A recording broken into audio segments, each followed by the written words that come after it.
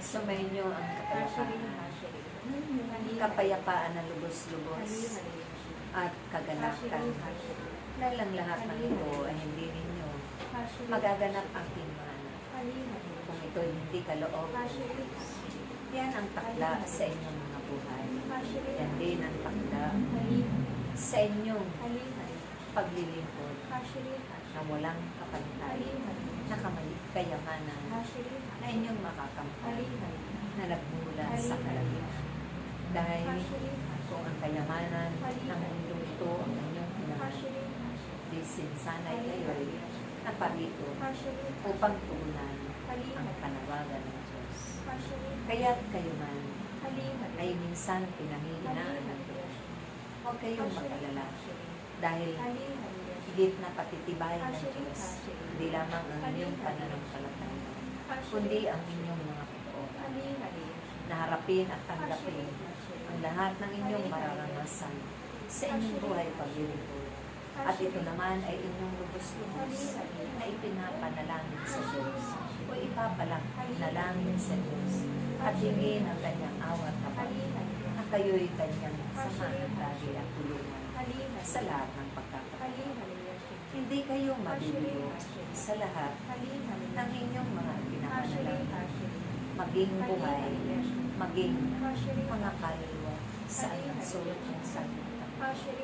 Dahil ang paghahari ng Diyos ay laging siyang umiiral sa bawat puso sa araw-araw ng inyong mga buhay, sinasa puso at isinasa isip, isinasa pamuhay ang kanyang salita, mahirap man kung minsan. Subalit ang lahat ng ito, kayo lagi nagpapagabay sa inyong pumulingkod at sa mga nakakatanda sa iglesia ito na pinununan ng karunungan ng Diyos. Higit pa sa karunungan ay inyong nakakamtan. Dahil umaasa kayo na darating din ang panahon na higit pa kayong pupuri ng Diyos. Ang mga bagay na mabubuti sa inyong mga buhay.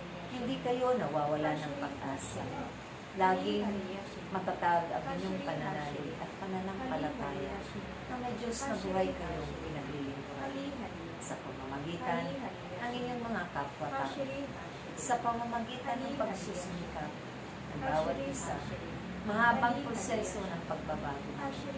Subalit kayo'y matyaga na sumusunod sa kanyang kalooban, matyaga na nag-aaral sa kanyang mga katuruan, nagsasanay kung papaano ito isa sa pamuhay, isa sa ganap ang lahat ng kanyang ibig mangyari sa inyong mga buhay.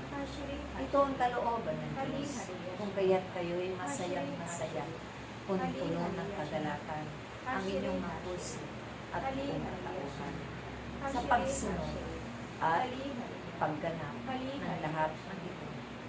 Dahil kailanman hindi ninyo pinanghihinawaan, hindi ninyo inaayawan kung saan man kayo at kung ano man ang nararapat ninyong sundin at ganapin.